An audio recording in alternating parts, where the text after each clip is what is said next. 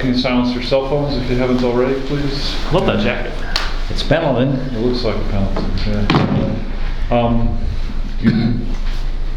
Sure. So this is the endorsement interview for CD5. Thank you. I think both of you have been through our process before and will recall that the purpose here is to get to know both of you and decide who we're going to endorse in this contest. So that in mind, it's not a debate. There's not equal time. You are welcome to engage with each other respectfully. Remember that one. But we can't assure you that we're not going to spend a little more time with one of you than the other, because we're going to be asking questions intended to clarify your record, understand what distinguishes you. I actually think it won't take that long to figure out in this particular case. I suspect the two of you have a number of positions on which you don't agree. And so we're going to be emphasizing those disagreements, but hopefully in a constructive manner.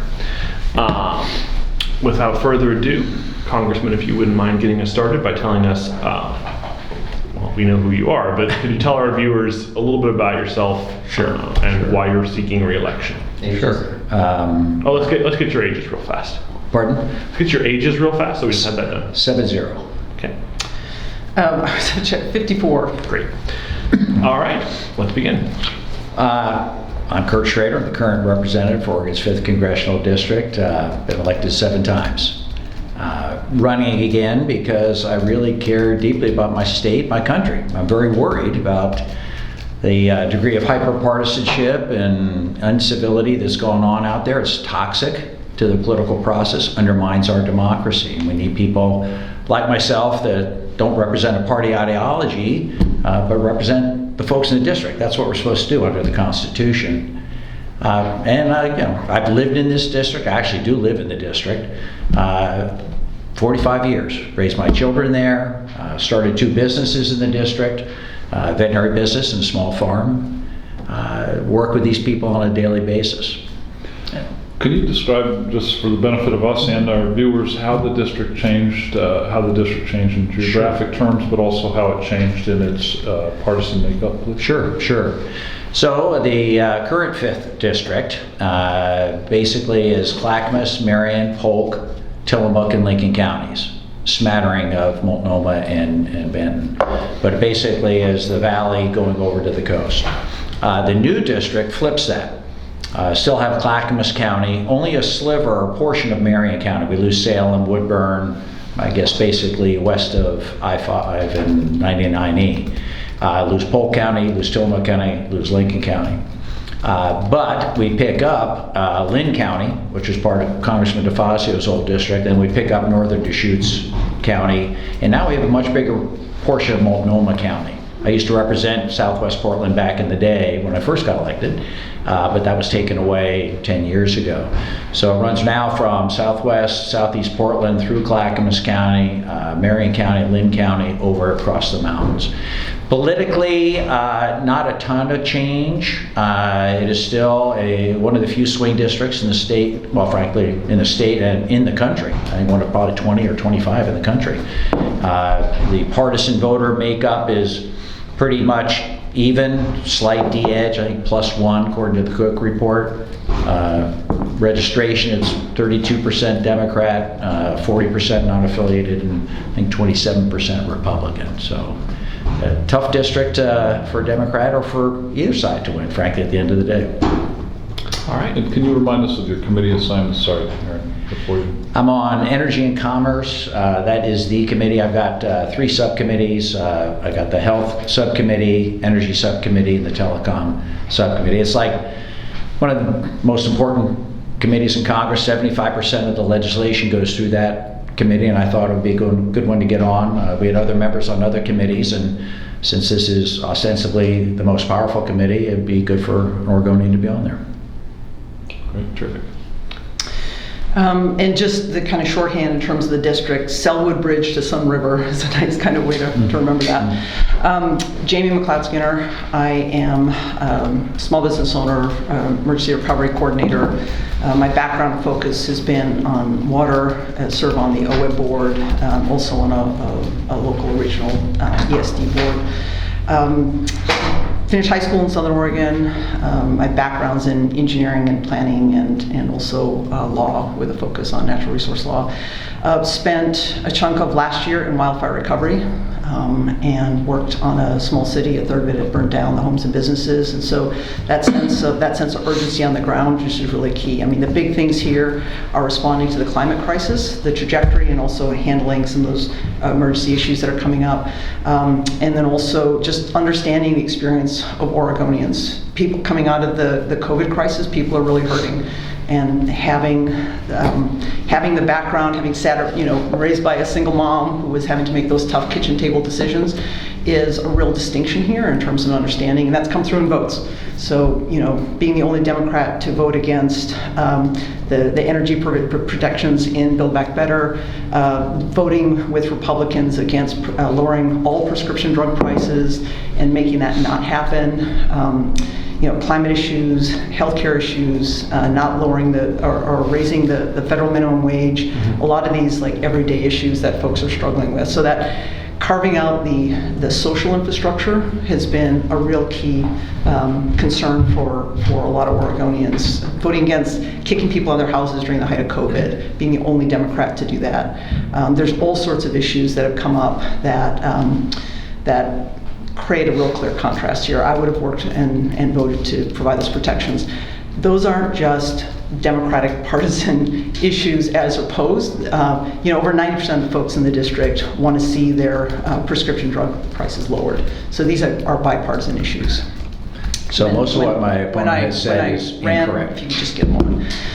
When I ran back in 2018 in the toughest congressional race in the state, I had the largest voter swing of any congressional race in the country that year because I'm able to connect with folks across the political spectrum, and that's going to be really key. So the bottom line here in this race is the best, someone who really understands the issues on the ground that Oregonians are dealing with, and committed to actually addressing them, also the best fit for the district, and frankly, the best position to win this district because of those relationships and understanding on the ground. We'll let you respond to some of her allegations about your record. Well, it's just incorrect. I mean, her whole campaign has been about tearing me down. She doesn't have any policies of her own. The real truth is, I voted for the American Recovery Plan. I voted for every single COVID package out there. Not the first time. And I'm proud of the fact that we actually have saved Oregon from the worst ravages of COVID. And it had been for some of the leadership on my part, my problem solvers group in particular, we wouldn't have had any COVID package getting us from the last administration to this administration. We had a way to get there. The prescription drug issue, I mean, I've led the charge on reducing prescription drugs and going after the bad actors of Big Pharma. Look at my track record on energy and commerce. I've sponsored or voted for at least 10 or 12 different bills that go after these guys that are trying to game the system. Mark Kelly, remember the hedge fund manager that bought the Daraprim? It was a sole source of product, and we actually developed a bill that allowed competition to come in right away. We have now an ability, and already have competitors in the marketplace to prevent that sort of fraudulent activity that jacks up the prices on seniors. They can't just change a molecule or two and call it a new drug and extend their patent. We've worked really hard to go after those bad actors. Got a reputation of doing that in Congress. A couple of bills on generics compete with some of those brand name drugs. And when it comes to actually reducing costs in the system, I voted for a bill that Democrats have put up twice before over the last several years. Senate never took it up, was not going anywhere. And the definition of insanity, in my opinion, is doing the same thing again and again, expect a different result. So I worked closely with Scott Peters, a buddy of mine from California, Democrat, and we were able to come up with a bill that allows Medicare to negotiate drug prices. It doesn't interfere with competition. That was the knock the this was the knock the Republicans had on us, that, oh, geez, you're going to stifle innovation, if you interfere at all with the marketplace. Well, we worked with the Congressional Budget Office and other parties, patient groups, and came up with a way to actually make sure we can do that negotiation without stifling innovation. And on top of it, we limit price increases for folks on existing drugs in the marketplace to just the price of inflation. That's going to be huge for folks. And for seniors, I talked to a guy at a town hall the other day, and he was complaining about, gosh, Kurt, it's, my drugs cost me like $400 a month. I can't afford that. I can't afford that and feed myself. My bill would limit those out-of-pocket costs to $2,000 a year. So that's a dramatic decrease, over half of what he's paying right now, and would have capped the price of insulin at $35. I already negotiated this with the Senate. This is something that can actually pass. Talk with some of the recalcitrant senators that we get talked about from now and then, and they're on board, as well as leadership on the other side of the chamber. Being a representative is not just about being an activist, it's about getting stuff done. We want to reduce prescription drug prices. I've got the way to do it. So I'd be happy to get you the votes that I refer to and the no votes. And so if you vote, take the September 15th Medicare being able to negotiate prescription drug prices. Kurt was a deciding vote against that and killed it in committee. When you come back and kill something in committee and then claim not to, the follow-up after that. That's how you make legislation. Actually, you champion an idea, you champion an issue, and then if it fails, once you support it, after you've supported it, then you can come back and look at the tweaks. But when you vote against it the first time and help to kill it, that's a false argument. 3 blocks from here, I believe there's Walgreens. If you walk down there now, you're still seeing the problems with prescription drug prices. The bill that was mentioned, so Kurt helped to kill reducing all prescription drug prices and work with Republicans on that. He also takes, I think it's $650,000 in big pharma money that you've taken, and the votes follow the money. This is the same with the $300,000 in big oil and gas or on climate issues. It's the $8 million total on corporate PAC money that has helped to drive, including the Koch brand. I know just like in the last week or so, you told them you're not going to take their money anymore, but you were one of 3 Democrats they maxed out on for several years. In terms of even this bill that was proposed, it leaves like 500 prescription drugs off the list that are not then included. And then also, what happened to it? Where is it if this is so successful? And so it's a false argument. These are all fair points. I want to just drill down on something. Yes. So, as I recall, I'd say they're unfair points, but go ahead. Sure. I'm sure you do. But let me drill down on something that matters to me. So, over and over again, over the course of the last 4 years, it feels to me like I keep getting notifications in my inbox about Kurt Schrader is the one outstanding vote on a relief package or a Build Back Better bill. Can you point me to some place within the places where you've taken a stand against the Biden administration where you think you've made the package or the funding better? Otherwise, it just feels like drama to me, and it's kind of exhausting. Yeah. Well, the activists back east have a one-size-fits-all that is not the Oregon way. We have Oregon values here, and the name of the game is to get good results. The American Recovery Plan, as initially proposed, was not targeted to those that needed help. It went to everybody. And we don't have unlimited resources, contrary to what my opponent, maybe some other folks believe. We have to target those resources. That's a credit card bill for our children or grandchildren, already way too high. So I thought I would work with the Senate, which we did, and come up with a more targeted plan that actually gave benefits for a longer period of time. Unemployment went for almost 6-7 months as opposed to the 2 or 3 months in the original bill. The credits and checks went to those folks that had lost jobs or lost income as a result of cutback in hours and what have you. Didn't go to the ultra-rich. We targeted our limited resources to a broader group of people that actually need it. That's what good legislating is all about. It's not about just vote for whatever's presented to you by leadership. You want to work this stuff so sure, it works better. Let's again. I want specifics here. How did the package change? Well, just the way I just described. I know you said that it's more targeted. What was the means test? There we ended up reducing it so that I think it was people 150,000 or less, families, I think individuals at 75,000 or less for getting some of those benefits. And the unemployment checks went for at least another 6 months, I believe. You'd have to check the actual, but we extended that time period. And I think those are key elements, not the only elements, but key elements for making sure that when we spend the money, it goes to those that are actually most in need. And I've struggled my life. I've lived in the window well of churches. I've had to live in camper trailers with no heat. I've had to, I had 2 children without health care. It's not easy out there. I understand how it's very, very tough out there. I've worked 2 jobs most of my whole life. So I understand what people need. I'm lucky I'm in a much better position now, so I want to help those that really need it. Did he make ARPA better? No. Why not? Well, first of all, people, in the time when people needed it and people were desperate, it was a no vote. We needed things right away. I mean, you just go out and see people who are no longer in homes. See people, the environmental protections that were needed. My family, I've worked I've worked in communities where people had to have lost their homes. My family almost had to flee our home last year. But the provisions and protections that people could stay in their homes so that not get kicked out of their homes during during the height of COVID, having our veterans and service members not be bullied and harassed on debt collection during COVID, all these protections that were in place during COVID, and it should have been $2,000. I mean, it's the stimulus checks.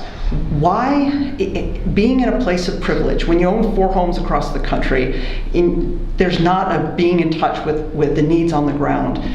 It did not change. It should have been supported. Build Back Better as a whole should have been supported. We're seeing impacts on our social infrastructure. It's been undermined for years. And things like childcare. I've met plenty of folks who are trying to go back to work but can't afford childcare or don't have access to it. There are provisions in much of the legislation. The president, he was elected with a mandate to help people respond from the COVID economy. And that's what the Build Back Better package was meant to do. And Kurt voted against it. I voted for the Build Back Better bill. Okay, but when you vote against something and you bifurcate it, it's like the PRO Act. You there was voted no against bill to bifurcate. You're not aware of what actually happened. The only legislation that came over from the Senate. When you vote against something twice, and then after your office is picketed by labor, and then you vote for it, yes, you claim to. There was no Build Back Better bill. You voted twice against the PRO in Act, it once. and the third time you voted for it. You keep interrupting, but you're wrong. Well, it's because you interrupted me when I was talking on this. The facts are the facts. If you vote against something, or like in the healthcare, I voted for the Build Back Better bill. We'll look at after it's been carved out. We'll look it up. We've got tons of research we'll share with you.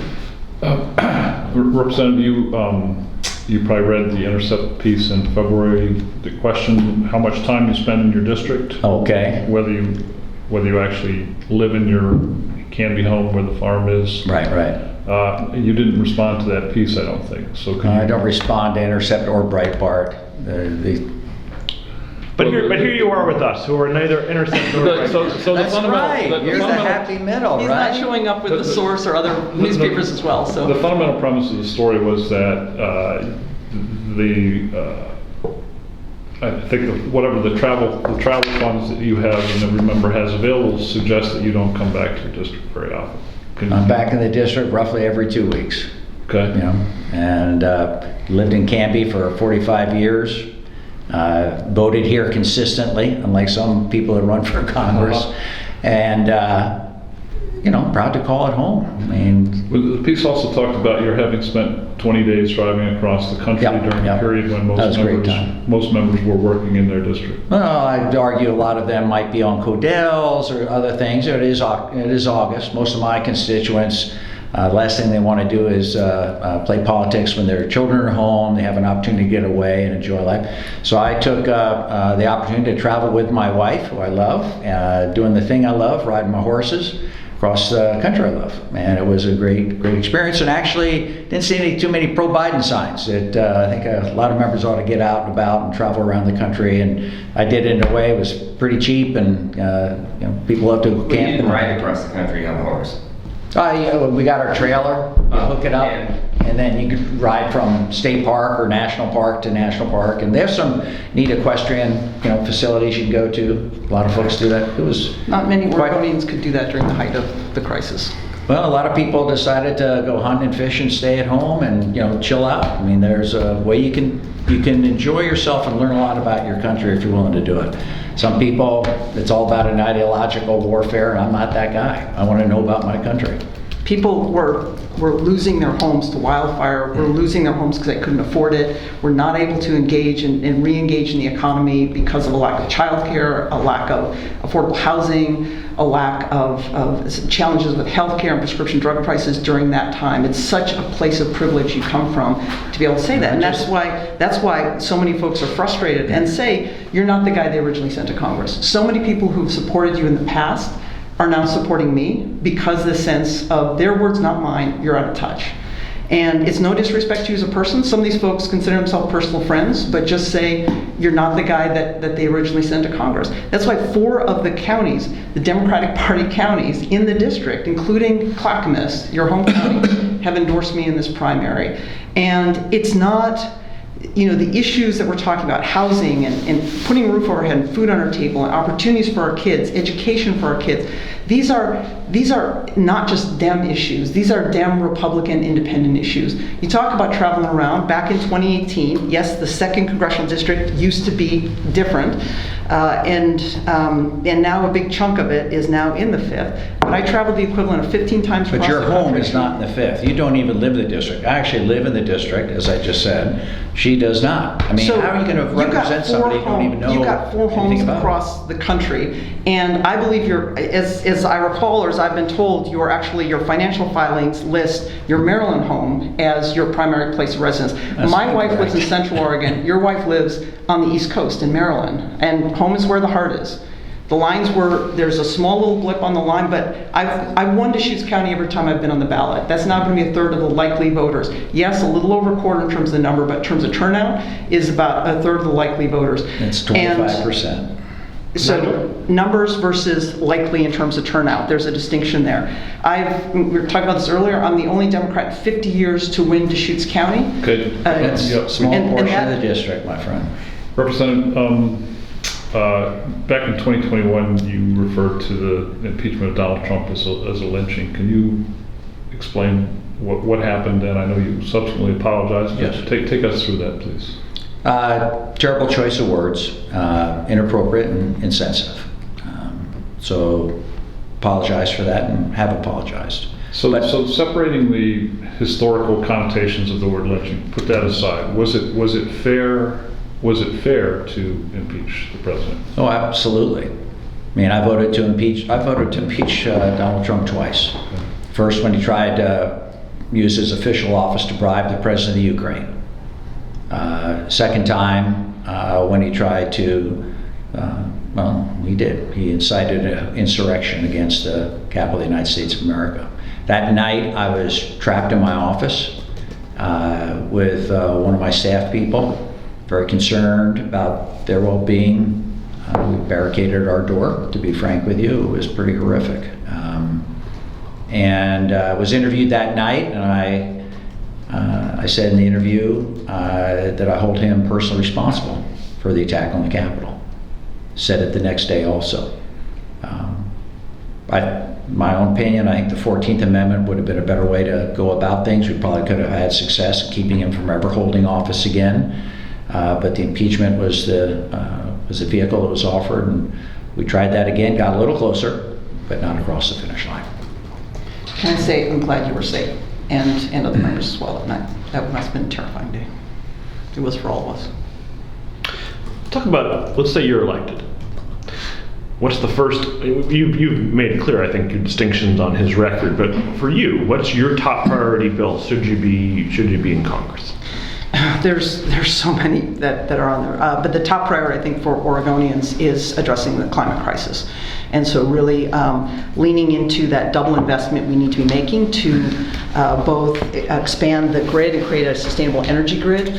I also trying to resurrect the social infrastructure part of Build Back Better, and that bill I think is incredibly important. And on these bills, it is about setting policy and legislation and building up that support for it. So the ability to work with folks across the aisle. I mean, I've worked I do this all the time. It's something I've got a track record of doing. But it's also about being able to message and be a champion for these issues to voters across the country. Democrats have had a real failure of success, in part because they fail to communicate well with rural areas. So it's not just about watering down these solutions, because I can tell you conservative Republicans in rural Oregon are concerned about a lot of these same issues. It's about being able to message and get the support to get these important things across the finish line. That's what's been really important. One, and this is actually stealing from someone else, this is like a really kind of a cheap and, not cheap and cheerful, but a really simple idea. One of the things I'd love to see on legislation is around healthcare, is passing a bill that has requires members of Congress to have the exact same healthcare as the average American, because once we do that, you will see movement on healthcare faster than you can imagine. That's one of those areas where we need to move forward. That already exists. It's called the Affordable Care Act. Every member of Congress can only get their health care through the Affordable Care Act. If you think everyone has access to health care, you need to get out more. I'm very proud of the work I did when I first came to Congress. Took some tough votes on developing the Affordable Care Act, the basis of universal affordable health care for our country. And it's a really huge improvement over what we had before, which was near zero at that point in time. And I'm proud of the work I've done, unlike you, across the aisle, to make sure we got this infrastructure bill across the finish line. If we had tried to do too many things at once, that's a recipe for failure. There was no way we were going to get this done. We've seen that play out in the United States Senate. So I worked extremely hard personally to make sure that bipartisan bill that had the support of Bernie Sanders, Mitch McConnell, the President of the United States, got done before the end of this past year. I wanted to make sure the President actually had a win. The unity message that came through at the inauguration, wanted to make sure that was delivered on. And it had. Okay. A lot of stuff on climate change that I think gets unrecognized. Clean energy transmission, biggest investment ever, electric vehicles, biggest investment ever in public transit. I mean, it is huge. And then, of course, not to mention the roads and bridges, the water infrastructure piece, and frankly, broadband. I mean, I've got the support of Oregon Farm Bureau and Oregon Nurseries. The rural folks, they're not supporting my opponent, they're supporting me. So it's pretty clear I'm the person that actually is shown to be effective, that they feel comfortable with, that is actually going to deliver for them at the end of the day. And the big chunk of the district is rural. And we want to make sure that we bring Oregon together. Some people can talk about it. I actually deliver on that and have that support. A great example of my work across the aisle in Central Oregon is the work I did on the Jefferson County Education Service District Board last year when the issue of racial justice and equity was exploding across the state. Look what happened in Newburgh. Look what happened across ESDs and school boards. I actually led through and championed my board unanimously passing a racial justice and equity policy in a very conservative county with conservative colleagues. The ability to work together to focus on, in this case, on our kids and our communities, but it's this all the same, our families and focusing on, that's why I won precincts that Trump won back in 2018. That's why I've been so successful in purple areas and in rural areas as well, because that ability to connect with folks and focus on the issues and actually get stuff done, that's been really key. But gutting out some of the sustainable energy programs that you were personally, you're the only Democrat to vote against those pieces in the original. Which ones are those? It's the sustainable energy programs. There were some incentives that came in. We can get you the actual specifics on that. But those were things that Kurt was the lone Democrat to carve some of those points out. And just yesterday, I was at the North Clackamas County, the North Clackamas County, the State of the County presentation that the Chamber did, and the county commissioners were there just yesterday. I was there, and they were talking about how investments in sustainable energy and their programs are really key. And those are the kind of investments, the ones that Kurt carved out, were the types of incentives that counties within the district are looking for. No, there's no carve-outs. I actually am a consistent supporter of wind and solar production tax credits. I've been a consistent supporter of the Environmental Protection Agency's budget. There was a slapdash program put together to fit into the reconciliation process that would have disadvantaged our state Our state is light years ahead of the rest of the country in renewable energy, not just wind and solar, but geothermal and hydro. And that proposal would have been catastrophic for our state. What I did do is work across the aisle with a colleague of mine to develop the only bipartisan climate change bill in Congress. There's only 2 or 3 bills out there. Mine is one of them. And it would actually reduce power plant emissions by 95% over the next 15, 20 years, and would set a clean electric standard in place within 10 years. It would allow and encourage innovation in technology, partnering with private industry to actually get there at the end of the day. It has wide support, natural resource community, environmental community, different businesses, industry. It is the only bipartisan bill out there that can actually, frankly, pass. I mean, at the end of the day, you want to get something done. On this bridging the divide and on this topic, I've seen studies that say that if you include nuclear in your climate change plans, if you include nuclear alongside solar and wind, Republican conservative support goes through the roof. Where do you stand on using nuclear energy as a way for us to get off of carbon? I'm a supporter of modular nuclear reactors. I mean, it's developed here in our state. Corvallis, OSU has done a really, really good job. NuScale has developed a technology that allows for pretty much consistent reuse of the fuel, so the disposal issue goes down dramatically. Energy Northwest, I think based out of Washington State, says that if you don't have nuclear, there's no way we're going to get to the emission targets that we need to have to preserve our planet. So I think if it's done correctly and as part of the equation, I'm a Obama-Biden guy, a little bit of all the above, certainly as we transition over to the clean renewable energy sources. And I think nuclear plays a key role in that. I'm speaking as a former environmental planner who looked at NEPA and other types of documents, state specific. The key thing here is long-term impact. And so in looking at any technology, this is even true when we're looking at use of batteries and battery powered, we're using this a lot now. We need to be looking at the kind of cradle to grave concept. So how are we going to address the waste, and how are we going to manage and get rid of the waste? And so I'm looking at studies right now. That's the barrier for me. If we can get to a point where we can manage waste, then I would support it. But that's true for that. But frankly, that's true for all of these types of energy. We've got to be looking at what do we gain from it, how are we managing it, how is it improving the grid and actually bringing increasing sustainability in the energy grid, and then also how are we managing the waste. If the waste is toxic and we're creating either a dangerous environment for the plant and management of the plant, or creating an unsafe condition afterwards, then that becomes the deal breaker. Don't look at the supply chain on lithium.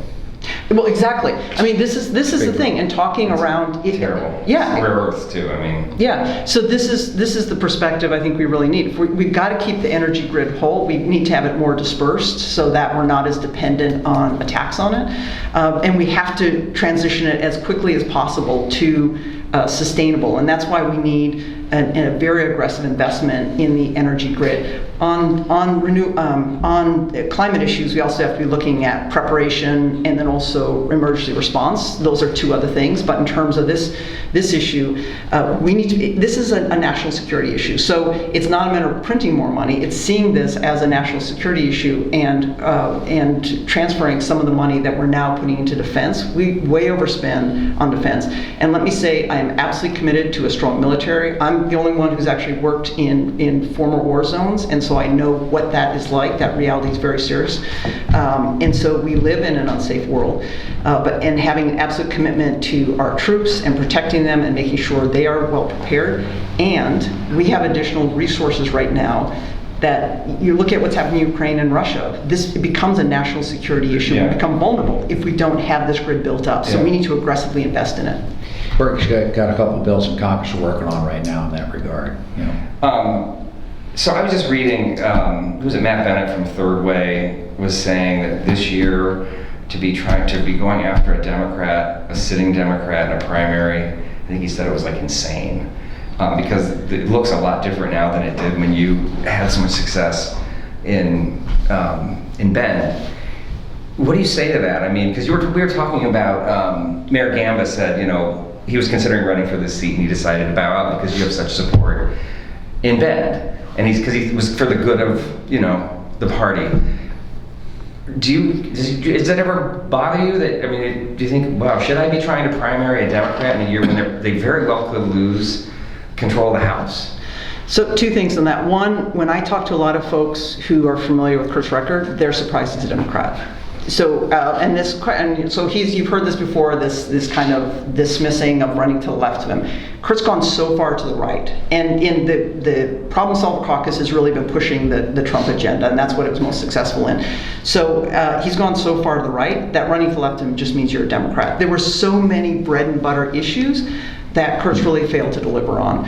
And again, I don't know if it's coming from a place of privilege or it's all the corporate PAC money and all that leverage or what it is that's created this really intense change.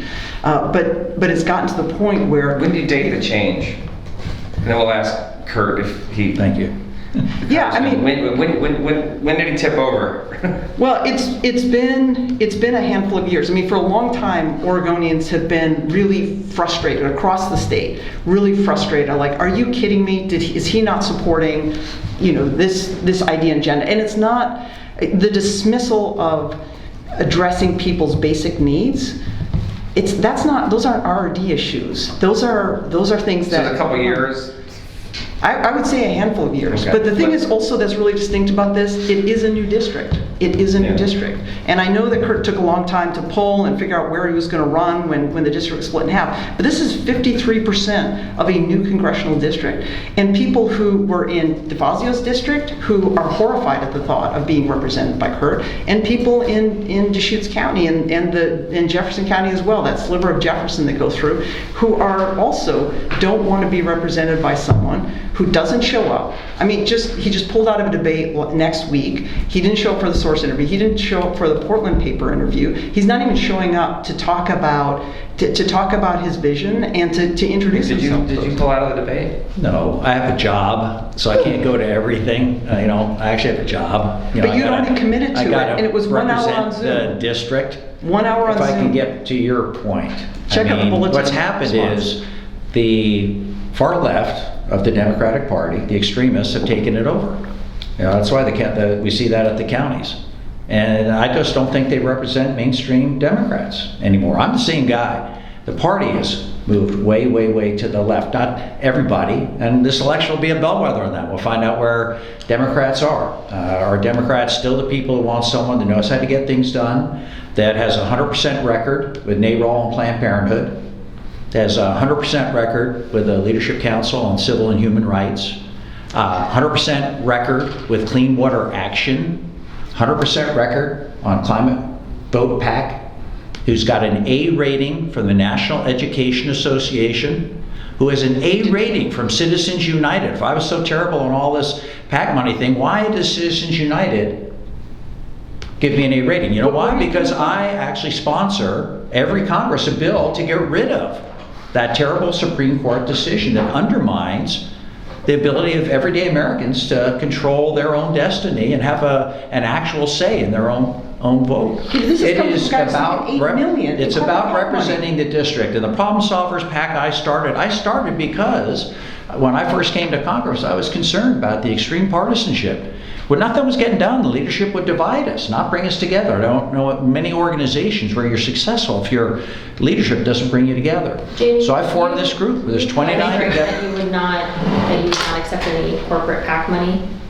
Yeah, since I was first elected in 2004, I've never taken corporate PAC money. So look at this last. I've got over $500,000. Yes, I don't have some of the IEs from the corporate big pharma stepping in, but just looking at our filings, I've got over 2,000 Oregonians who have contributed to my campaign. I think in the last cycle, Kurt had 20. That's right, totally incorrect. Okay, representative, why, if Jamie has said no to corporate PAC money, why have you not? If you are fighting big money. Well, as you guys alluded to, this is a very difficult district for Democrat to win.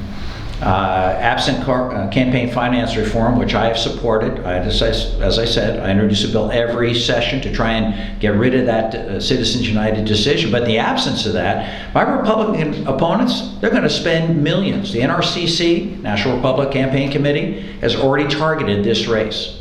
They're coming after us. They're not going to have any limitations. It's important to be able to defend yourself in this day and age, get the word out. There's so much misinformation that my opponent has alluded to on social media that is a complete mischaracterization, if not outright lie, of my positions. I have to be able to get the word out and tell people, here's what's actually happened. And then they get to choose. They get to believe me or somebody else at the end of the day. And there's misinformation coming out on the glut of flyers that you've sent out, and the ridiculous stage photos. I mean, we talked about this before, where you've got a photo of you bucking hay barehanded. Speaking as someone who's bucked hay, you don't buck hay barehanded. I've bucked hay, and if you're only got a few bales, I'd see you driving a tractor in your commercial. You got no gloves on either. Barehand? Yeah, but you don't have to do that. But if you work for a living, you have calluses. I've shaken your hands. You have very soft hands. So that's TMI. I'm just going to say. On the point of This is the greatest moment we've had. It's true though. I mean, this is the thing. It's like people in Central Florida are laughing at those photos because they're like. And let me ask you this: do you even know how much a 3-string bale of hay weighs? It can be up 100 pounds. And so that photo where you're kind of off the side wearing, all the things are so barehanded, turning your back like this, you tweak your back. It's not easy, but I'm able to lift that. So Okay. I'd like both of you to get... Can I just, the point about corporate pay, summers in Wyoming. I know exactly what it's corporate about. PAC money, even on that, but what about the stock trading? You talk about bipartisanship. Why won't you trade the bipartisan bill to ban stock trading? You traded I don't stock 1.1 trade. mil I told last you that year, again and right again after at Build every Back Better interview. went through, within days, you bought stock in construction I companies. didn't buy That's anything. personal I don't law. have that ability. Wait, hold on. You're how is saying your- you bought stock and you're saying you didn't? No.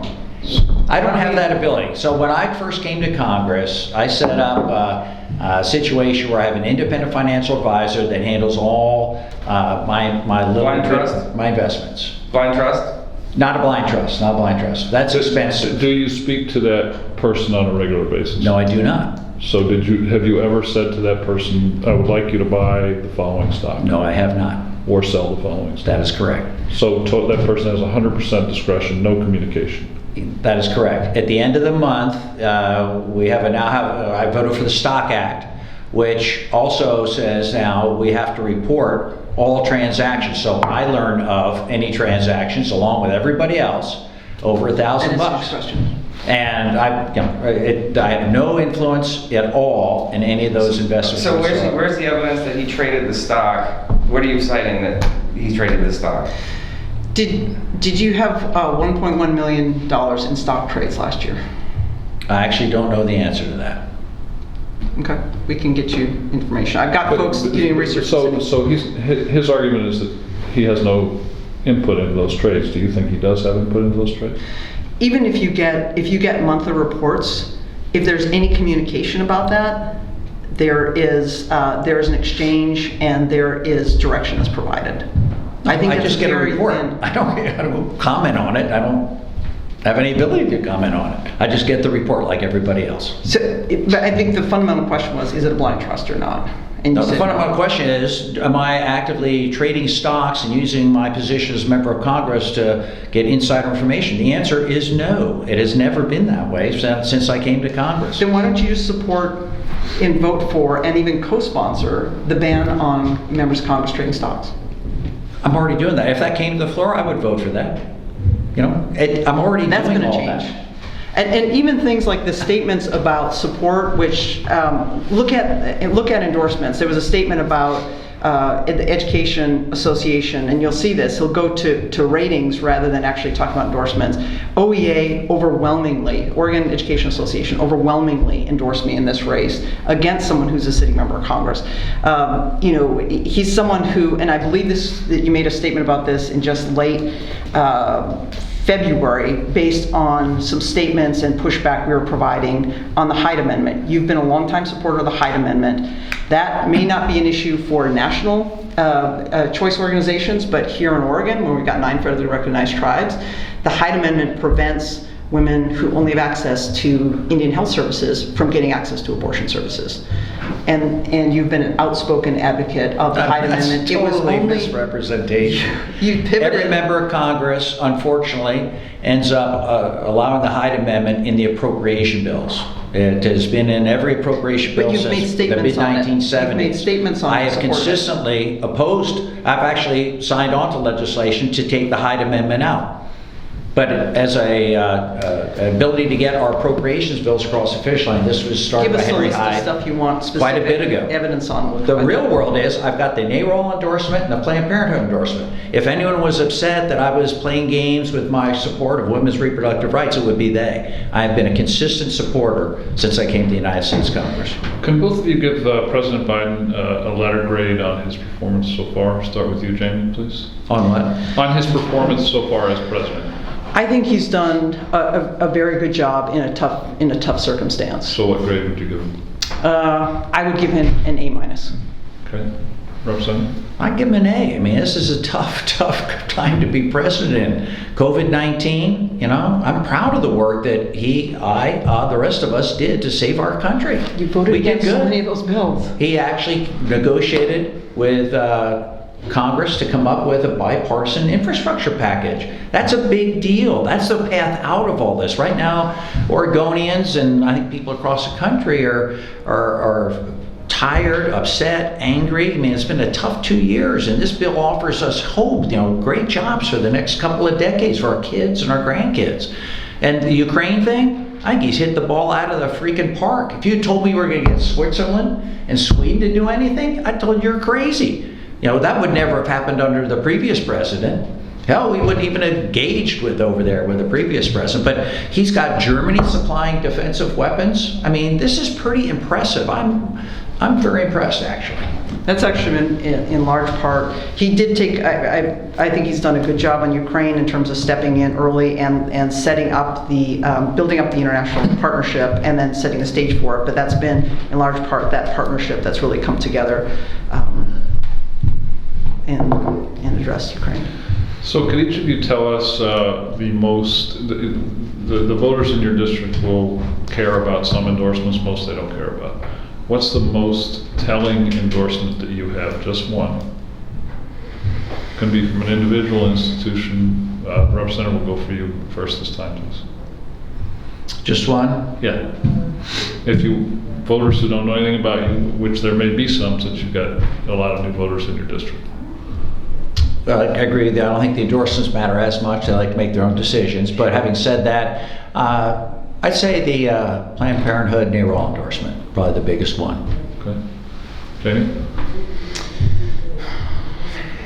It's tough on where to start. I mean, people at the local level, I've got. Only one. Yeah, no, I'm.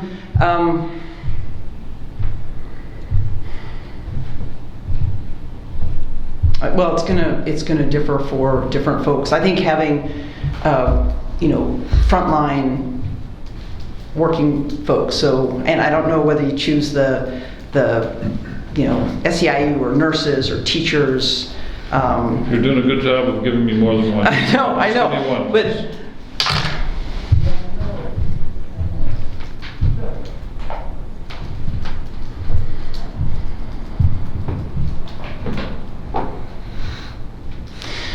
I think something that's going to speak to most folks across the district is the fact that the Clackamas County Democrats endorsed me over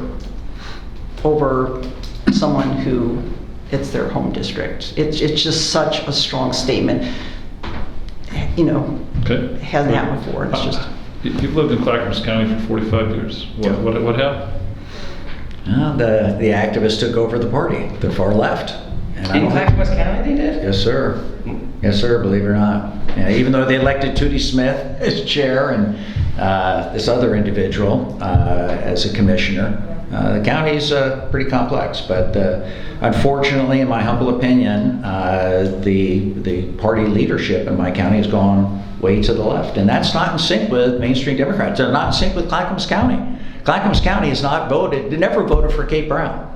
I win that every time. I win my county every time. The district voted for Dennis Richardson, the Republican. I can still win that. This is a tough district, but as a result, the Democrats have gone way out, at least the leadership, not all Democrats. I'm kind of betting on most of the Democrats being normal and want someone who's effective. That's the same guy they elected, 12, 13 years ago. And I am, and I'm effective. I can get the job done on all these issues. That's why these groups endorse me, because they know I'm honest and I get the job done and I represent this district. People aren't radical because they're desperate.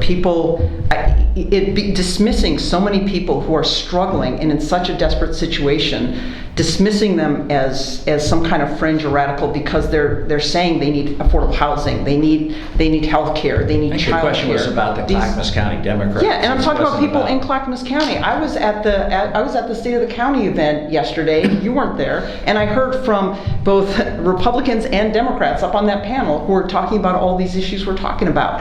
They were talking about sustainability and fears about wildfire and climate change. They were talking about housing affordability. They were talking about all these things. And again, these are Republicans and Democrats. And talking about counties, it's like, and I think it is important to have someone who can connect with. I mean, again, in Deschutes County, I not only beat Greg Walden in Deschutes County in 2018, even in 2020, I lost the primary, but I got 2/3 of the vote there, and the Republican beat the Democrat, and so in the county, in the general. So being able to win the general, having that connection across the political spectrum is really key. Back in 2018, I had Republicans who asked me to make Republicans from McLeod Skinner lawn signs so that they could proudly say that they were Republican and they were supporting me. That's the kind of focusing on the challenges, on the issues, bridging the divide, bringing people together that I've done for years, and that's what voters want right now. If I could do real quick, Nigel, just on the housing thing. Yesterday, I was at Providence Hospital celebrating the opportunity I was able to get a little extra money to complete a project for senior housing there that's going to keep people off the streets, help them with their mental health needs, behavioral health needs, all sorts of things. I was at a housing project because I had actually gotten something done for these folks. Jamie, how come you don't live in the district? My home is only accessible through Deschutes County, so there's a geographical piece we're just in the outskirts of Terrebonne, and so there's part of Jefferson County actually is in the district because of the requirement for connectivity. That same argument applies, but the bottom line is the relationship with voters in the district. How far outside of the district boundary do you live? A couple miles. So if you look at Deschutes County, it's physically impossible to get to the rest of Jefferson County from Crooked River Ranch. So the south part of Crooked River Ranch is in Deschutes, and that's only because of the Crooked River and the Deschutes River. The whole area is only accessible through Deschutes County. All right. Well, I feel like both of you made your cases pretty well. So we're going to move on to our final question. Please. Nigel, why don't you do the final question this time? I feel like it's all, it feels like a big build-up. I'm all out of cheers. So we are asking all candidates to tell us about a moment when they felt that pandemic was essentially, it's not over, but when they could finally get out and travel. Like, he loves to go to Blazers games. He couldn't go to a game for forever. His first time visiting the Blazers game, and he's like, gee, okay, feels like I can see the end of this. So this is just a question that's meant to, we're asking every candidate, it's meant to humanize you and just give us a little bit of an insight into what your experience has been and that moment when you felt some joy that it might be over. I have to say, our preamble to this question has changed over the week because with the numbers going back up, yeah, it's like, yeah, you know. I'm happy to. Okay. To but the question remains: when did you have some joy? So this was a handful of weeks ago, but my friend Leva Ford, her daughter plays basketball, and there was the state championship. It was hosted in Redmond, And so going there to and we're super busy running for office, but you get a little bit of downtime and hanging out with friends and being able to see kids playing sports again, and being able to go and then hang out with a friend and cheer on some kids playing basketball was like, it was a real moment of lightness. Okay. Representative? Well, to your point, the pandemic isn't exactly Right. over, as you well know. Like the president said, we're going to have to learn to live with this. It's going to be around. But March 11th, when the governor, following the CDC recommendations, said that there would be no more indoor masks. And that was a big deal. I tell you, the mood on the Congressional floor improved dramatically when we did not have to wear the masks after that point. That was pretty exciting. Great. Thank you so much, each of you, for your time. Yeah. Thank you.